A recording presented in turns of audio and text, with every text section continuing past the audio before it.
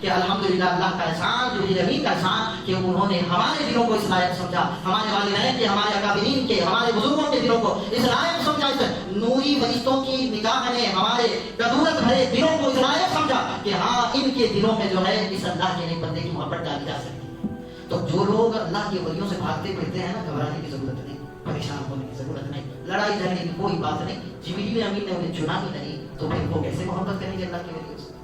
جنہیں اللہ نے چنا نہیں، جسے جبریل امین نے چنا نہیں، کہ روایت میں اللہ کو فرمان، اللہ کے رسول کا فرمان سنا، کوئی جو ہے نا کھینچتان کر رہے ہیں آپ کے کی، بالکل بالکل سیدھے سیدھے الفاظ ہو۔ تو اللہ کا احسان، اللہ کا کروڑ کا احسان، تو جو اللہ کے ولیوں سے محبت کرتے ہیں وہ دراصل اللہ کی چنیدہ بندوں میں سے ہے۔ تو یہ اللہ کے چنیدہ بندوں میں سے حضرت غریب نواز رضی اللہ عنہ کی شان عظمت رہنے کا مقام مرتبہ ہے،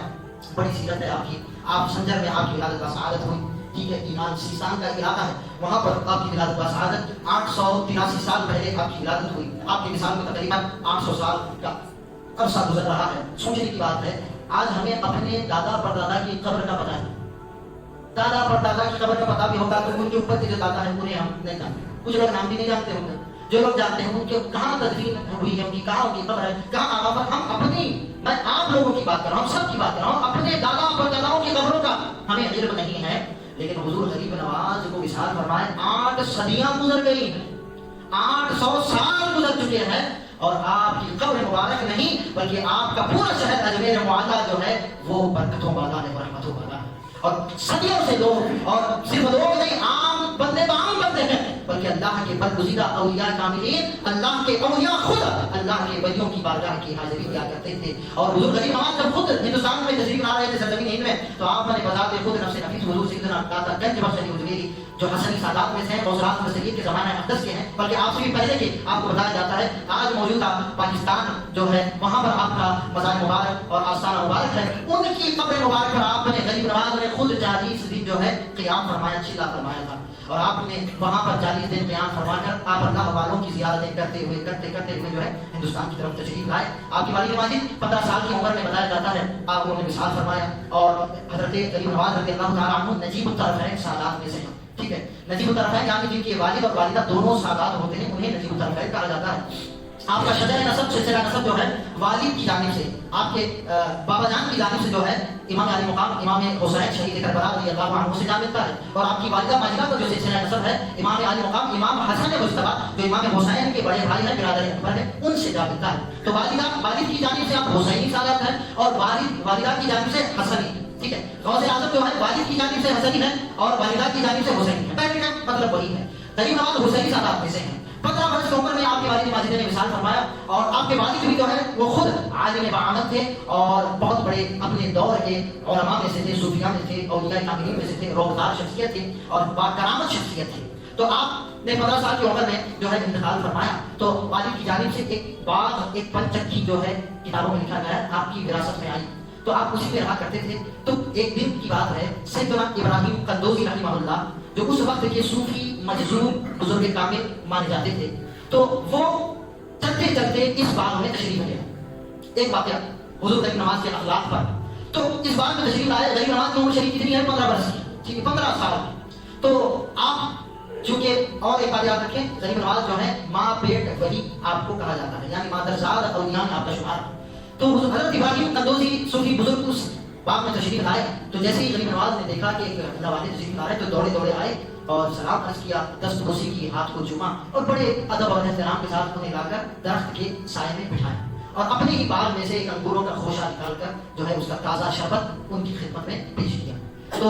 حضرت ابراہیم قندوزی رحمہ اللہ بڑے خوش ہوئے کہ بھائی اتنا چھوٹا بچہ اور اتنا بڑا اخلاق، اتنا باادب ہے، تو وہ بڑے خوش ہوئے، انہوں نے شربت جو ہے پیا۔ اس کے بعد جو ہے ایک کچھ سامان تھا، تو جو بزرگوں کے پاس ایک تھیلی جسے ہم کہہ سکتے ہیں، اس میں آپ اپنا سامان رکھا کرتے تھے، اس میں سے ایک روٹی کا ٹکڑا آپ نے نکالا۔ کون؟ ابراہیم قندوزی، غور سے سنیں، توجہ سے، انہوں نے نکالا اور اس روٹی کے ٹکڑے کو پہلے خود چبایا، اور پھر غریب نواز معین الدین چشتی کو انہوں نے وہ ٹکڑا کھلایا، یعنی اپنا چھوٹا روٹی کا ٹکڑا خود کھایا اور پھر انہیں کھلایا۔ بزرگان دین فرماتے ہیں کتابوں میں لکھا گیا ہے وہ ایک روٹی کا ٹکڑا تھا بظاہر، مگر اللہ کے ولی سے جب جڑ جاتا ہے، کسی بھی چیز کی نسبت جب اللہ کی محبوب بندوں سے ہو جاتی ہے تو پھر وہ عام نہیں رہتا، وہ خاص ہو جاتا ہے۔ اور پھر اللہ کے رسول نے بھی خود فرمایا کہ مومن کے جھوٹے میں اللہ نے شفا رکھی ہے، بولو سبحان اللہ۔ فرمان مصطفیٰ صلی اللہ علیہ وسلم، مومن کے جھوٹے میں بھی شفا ہے۔ تو ابراہیم قدوسی نے روٹی کا ٹکڑا خود چبایا اور غریب نواز 15 سال کے چھوٹے بچے ہیں، ابھی نوجوان، ابھی سن بلوغت میں قدم رکھ رہے ہیں، انہیں کھلایا۔ مؤلفین فرماتے ہیں وہ ایک روٹی کا ٹکڑا جیسے غریب نواز کے حلق سے نیچے کیا گزرا، آپ کے دل سے دنیا کی محبت ایک ختم ہو گئی۔ سبحان، آپ کے دل سے دنیا کی محبت ختم ہو گئی، دنیا کا تعلق، دنیا کا جو کچھ بھی تھوڑا بہت باقی تھا وہ سب کچھ ختم ہو گیا، اور فوراً اسی وقت اسی دن آپ نے جو ہے وہ سارا باغ جو آپ کی وراثت میں آیا تھا۔ آج ہم وراثتوں کے تعلق سے، وراثتوں کے معاملات میں خون کے پیاسے ہو جاتے ہیں اور خود کو ہم غریب نواز کا ماننے والے کہتے ہیں، اپنے بھائیوں سے لڑ پڑتے ہیں، اپنے بہنوں سے لڑ پڑتے ہیں، ہمارے رشتے ٹوٹ رہے ہیں، کورٹ میں ہم چل رہے ہیں، اور پھر ہم گریبان اپنے خاص بھائیوں کا گریبان پکڑ رہے ہیں، مگر غریب نواز یہ آپ کا ٹائٹل ہے، آپ کا اصل نام تو حسن ہے، آپ کا اصل نام حسن ہے، معین الدین آپ کا ٹائٹل ہے، غریب نواز آپ کا ٹائٹل ہے۔ تو غریبوں کا بہت حمایت کرتے تھے، اسی وجہ سے غریب نواز کہتا ہے آپ نے اپنی وراثت کا باغ جو تھا وہ فروخت کر دیا، جو اس سے رقم آئی غریبوں میں تقسیم کر دیا، اور حصول علم دین کو حاصل کرنے کے لیے سمرقند اور بخارا کا رخ فرمایا، اور وہاں پر مؤلفین فرماتے ہیں 5 سال یا 7 سال آپ نے سب سے پہلے قرآن مجید کو حفظ فرمایا، پھر قرآن مجید کا جو ہے علم آپ نے سیکھا، پھر حضرت حسام الدین بخاری رحمہ اللہ اس وقت کے بہت بڑے عالم دین تھے، ان کے پاس آپ پہنچے، جامع تلمس طے کیا، اور 5 یا 7 سالوں میں آپ نے مکمل علوم دینی میں مہارت حاصل کر لی، علوم دینی آپ نے حاصل کر لی، دین کے تمام علوم، تفسیر ہو، فقہ ہو، حدیث ہو، سارے علوم آپ نے مکمل فرمائے۔ پھر اس کے بعد جب آپ نے علم دین مکمل فرمایا تو اب کسی روحانی شیخ کی تلاش میں آپ نکلے، اور پھر یوں ہی گزر ہو رہا تھا تو ہارون ایک علاقہ پڑتا ہے، تو ایران کے علاقے میں، ایران شہر میں جو ہے ایک علاقہ ہے ہارون، اس کا نام ہے، پرانے نام ہے، ٹھیک ہے، تو وہاں سے جب آپ گزر رہے تھے تو آپ نے سنا، یہ بزرگوں کا کمال ہوتا ہے کیونکہ وہ اللہ والوں سے اللہ والوں سے ان کا تعلق ہوتا ہے، تو جہاں بھی وہ کسی اللہ کے ولی کا شوہرہ سنتے تو ان کی ملاقات کرتے، ان کی زیارت کرتے، پھر وہاں سے آگے بڑھتے۔ تو حضور غریب نواز جب پیر کامل کی تلاش میں نکلے تو انہوں نے شوہرہ سنا حضور حضرت سیدنا خواجہ عثمان ہارونی کا، جو اس وقت کے پیر کامل، ولی کامل، شیخ کامل اور قطب وقت تھے، تو انہوں نے شوہرہ سنا تو ان کی خدمت میں حاضر ہوئے اور ان کی شخصیت سے متاثر ہوئے، اور جس دن وہ حاضر ہوئے خدمت حضرت خواجہ عثمان ہارونی ہوئے، اسی دن حضرت خواجہ عثمان ہارونی نے اپنے سلسلے میں داخل فرما کر سلسلہ چشت میں جو ہے آپ نے چاند رکھا۔ تو جب آپ پہنچے، آپ بتاتے ہیں، آپ کے بارے میں آتا ہے کہ حضور غریب نواز رضی اللہ تعالیٰ عنہ نے کئی سالوں تک اپنے پیر و مرشد کی خدمت میں گزارا، کئی سالوں تک، بلکہ آپ خود فرماتے ہیں کہ میرے پیر و مرشد جہاں بھی جاتے تو میں ان کے ساتھ ایک خادم کی حیثیت سے ان کا سامان خود لیتا اور خود اپنے سر پر رکھتا، اور ان کا سب کچھ جو کچھ بھی سامان ہوتا میں اپنے ذمہ داری کے ساتھ اسے دیتا اور ان کے پیچھے چلتا اور ان کی خدمت میں رہتا۔ آپ فرماتے ہیں کہ مجھے اتنا فیض اپنے پیر کی بارگاہ سے ملا ہے جس کا اندازہ بھی میں نہیں لگا سکتا، اور اگر میں کئی زندگیاں بھی مجھے ایسی مل جاتی لیکن پیر کامل کی صحبت نہ ملتی تب بھی میں اس مقام پر نہیں پہنچ سکتا تھا جتنا کہ پیر کامل کی صحبت میں بیٹھ کر مجھے ملا ہے۔ تو حضور غریب نواز نے اپنی زندگی کا ایک عرصہ جو ہے اپنے پیر مرشد کی خدمت میں گزارا، اور پیر مرشد خود فرماتے ہیں حضور حضرت خواجہ عثمان ہارونی نے ان کی حمایت میں، ان کی مہیت میں حضور غریب نواز نے کئی حج فرمائے اور کئی مرتبہ حرمین شریفین کی زیارت فرمائی، اور آپ ہی فرماتے ہیں کہ ایک مرتبہ میں سرکار کی بارگاہ میں جب حاضر خدمت ہوا تو میں نے عرض کیا السلام علیکم یا سلطان الانبیاء، حضور غریب نواز فرماتے ہیں تو وہاں سے آواز آئی وعلیک السلام یا سلطان المشائخ، اور تجھ پر بھی سلامتی ہو اے ولیوں کے سلطان، بولو سبحان اللہ۔ تو وہیں سے عطا رسول اور نائب رسول اور سلطان الہند کے ٹائٹلز جو ہے حضور غریب نواز کی ذات کے ساتھ جو ہے ملنے لگتے ہیں۔ حضور غریب نواز دیکھیں ایک چیز ہوتی ہے کہ مرید تو اپنے پیر پر فخر کرتا ہی کرتا ہے، اور یہ بھی تصوف کے طریقت کے اصولوں میں سے ہے کہ مرید بننے سے پہلے دیکھا جائے کہ مرید بننا کس کا،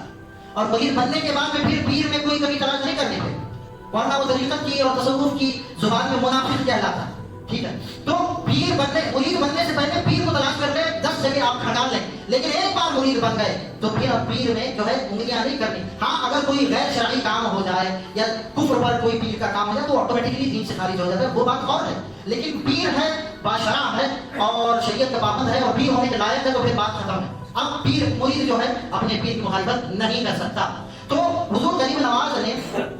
عام مرید جو ہم ہیں یا آپ ہیں جب کسی کے ہاں مرید بنتے ہیں تو مرید کو پیر پر ناز ہوتا ہی ہوتا ہے اور ہونا بھی چاہیے،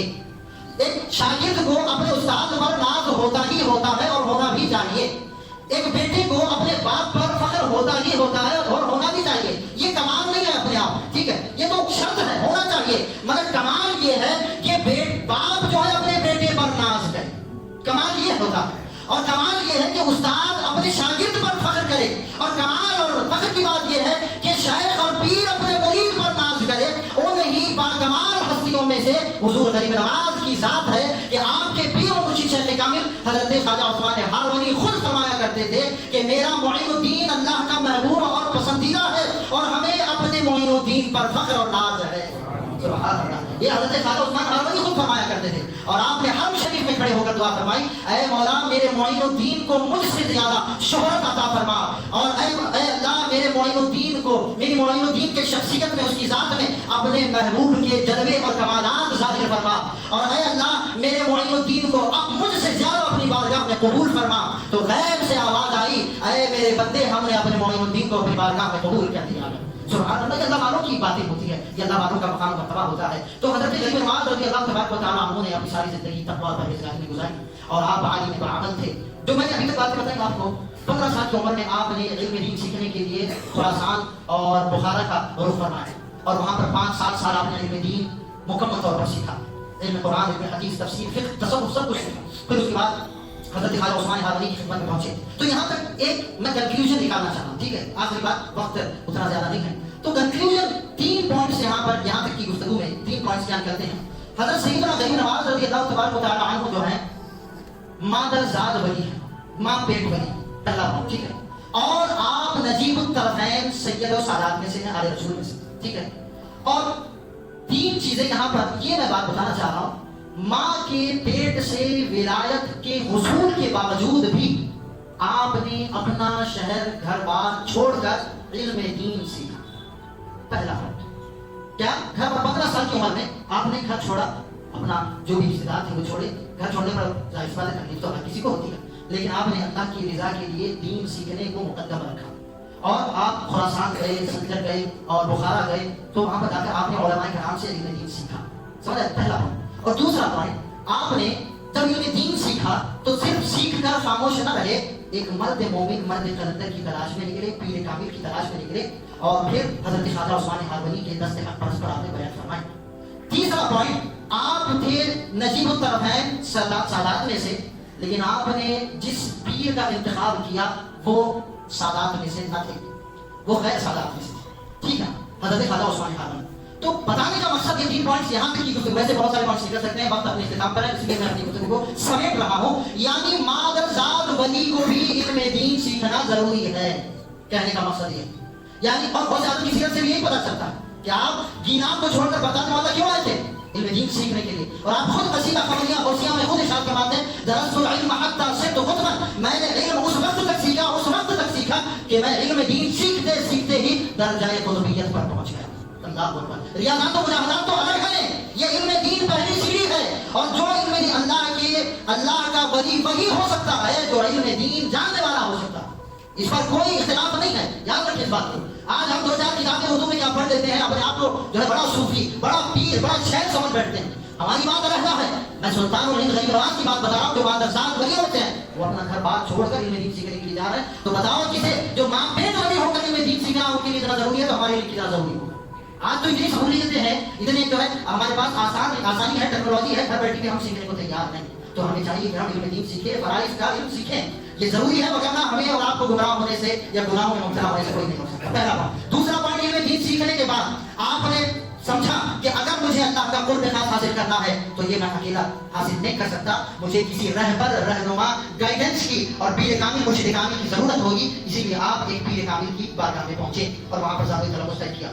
تو کیا پتا چلا, میں بس ایک بات کہنا چاہوں گا, غریب نواز کی کے احسانات ہندوستان کے عالم اسلام پر بہت ہیں. ہندوستان تو خاص آپ کی ریاست ہے اور ہم سب پر بہت ہے الحمدللہ, اور انہی کی قدموں کی, انہی کی آمد کی برکت سے اسلام کا پرچم یہاں پر لہرا رہا تھا, لہرا رہا ہے, اور قیامت تک لہراتا رہے گا انشاءاللہ.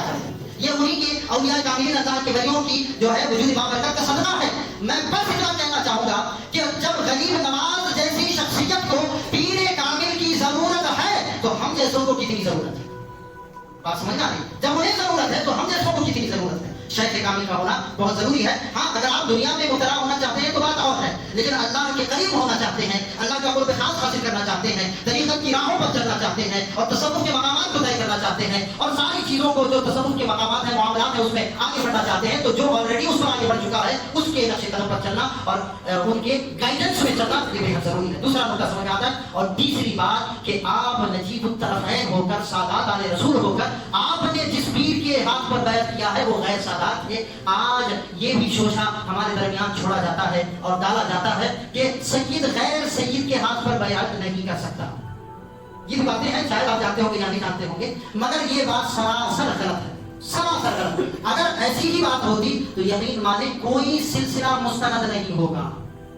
چاہے سلسلہ قادریہ ہو، چشتیہ ہو، نقشبندیہ ہو، سہروردیہ ہو، رفاعیہ ہو، شاذلیہ ہو، کوئی سلسلہ آپ لے لیں جو صدیوں سے ہم تک چلا آ رہا ہے. خدا کی عزت کی قسم یہاں تک وہ سلسلہ مستند ہو ہی نہیں سکتا، کیونکہ جو بڑے سلاسل میں سے جو مولا کائنات کے بعد اور صدیق اکبر کے بعد جو سلسلہ جاری ہوتا ہے، ایک شاخ ایک لڑی امام حسن امام حسین سے تو چل رہی ہے، وہ بات اور ہے جن میں اہل بیت کرام شامل ہیں، مگر بڑی کڑی جو ہے وہ ایک تو مولا کائنات سے حضرت خواجہ حسن بصری سے جاری ہے اور صدیق اکبر سے سیدنا سلمان فارسی سے جاری ہے، اور یہ دونوں ہستیاں جو ہے وہ غیر سادات میں سمجھ رہی بات. تو یہ شوشہ بالکل غلط ہوگا. کئی ہستیاں ہمارے سلسلہ قادریہ میں چشتیہ میں ایسی ہیں جو غیر سادات میں سے ہیں. بڑی بات ہم یہی لے حضرت خواجہ عثمان ہاروانی جو غریب نواز کی پیر و مرشد ہے، تو بتاؤ نعوذ باللہ غریب نواز جی کو آپ نے اگر یہ اصول بنا لیں گے کہ سید غیر سید کے ہاتھ میں بیعت نہیں کر سکتا تو غریب نواز سے زیادہ ہوشیار ہیں آپ. خوفناک تصویر شیخ عبد القادر جیلانی نجیب الطرفین حسنی حسینی سادات میں سے ہے. آپ کے پیر و مرشد حضرت سیدنا ابو سعید مبارک مخزومی رضی اللہ عنہ غیر سادات میں سے. حضور بندہ نواز کی سدرات نبی قبر اللہ مرکزہ آپ حسینی سادات میں سے ہیں، لیکن آپ کے پیر و مرشد حضرت خواجہ روشن چراغ پیر نصیر الدین روشن چراغ دہلوی قبر اللہ مرکزہ فاروقی النسب میں سے تھے، غیر سادات میں سے تھے. تو کوئی سلسلہ بچے گا؟ حضرت خواجہ جنید بغدادی، سیدنا ابو بکر عبداللہ شبلی، ان کے بڑے بڑے نام میں لے رہا ہوں، بڑے بڑے نام آپ سلسلوں میں سے دیکھیں گے. نہ نقشبندیہ بچے گا، نہ قادریہ بچے گا، نہ ہی سہروردیہ اور نہ ہی چشتیہ. اگر یہ اصول بنا دیا جائے کہ سید جو ہے غیر سید کے ہاتھ میں بیعت نہیں کر سکتا، ٹھیک ہے، لیکن اگر پیر و مرشد کامل ہے، دیکھیں اصول الگ ہے. ان اکرمکم عند اللہ اتقاکم، اللہ نے فرمایا ہم نے جو تمہیں مختلف قبیلوں میں اور خاندانوں میں پیدا کیا ہے یہ تمہاری شناخت کے لیے پیدا کیا ہے، یہ تمہاری علامت کے لیے، تمہاری پہچان کے لیے پیدا کیا ہے. کسی کو زیب نہیں دیتا کہ وہ اپنے خاندان پر فخر کرے یا ناز کرے یا تکبر کرے، یہ سب کچھ بھی جانے مل رہا. سادات کرام کا جو ہم ادب کرتے ہیں یقیناً وہ غیر سادات پر لازم ہے، واجب ہے، فرض ہے. وہ کیوں ہے؟ کیونکہ ان کی نسبت اللہ کے رسول سے ہے یا نہیں، یہ ذمہ داری ہے غیر سادات کی. لیکن اگر کوئی غیر سید سے بغض رکھتا ہے فقط اس وجہ سے کہ ان کی نسبت رسول اللہ سے ہے، تو یقین مانیے ایسا بغض رکھنے والے کے بارے میں فرمایا گیا اس کا خاتمہ کفر پر ہونے کا اندیشہ ہے. وہ منافق ہے، وہ کافر، کفر پر مر سکتا ہے. وہ اسی طرح علماء کا بھی مقام ہے، علماء سے اگر کوئی بغض رکھتا ہے علم دین کی بنیاد پر تو اس پر بھی کفر کے خاتمے کا اندیشہ ہے. سادات کرام سے محبت جو ہے ان کی سیادت ان کی نسبت کی وجہ سے کی جاتی ہے، لیکن تکبر انہیں بھی زیب نہیں دیتا کسی کو. جب سید السادات سرکار دو عالم علیہ السلام نے فرمایا کہ میں بنی آدم کا سردار ہوں اور قیامت کے دن لواء الحمد میرے ہاتھ میں دیا جائے گا اور شفاعت کا دروازہ میرے ہاتھ سے کھولا جائے گا، مجھے تکبر نہیں ہے تو کسی کو تکبر نہیں پہنچا. سمجھ آئی بات؟ تو یہ خلاصہ ہے ادب دوسروں کو کرنا، ہر ایک کا ادب کرنا ہے. اللہ کے رسول نے فرمایا جو بڑوں کا ادب نہ کرے، چھوٹوں سے محبت اور شفقت نہ کرے،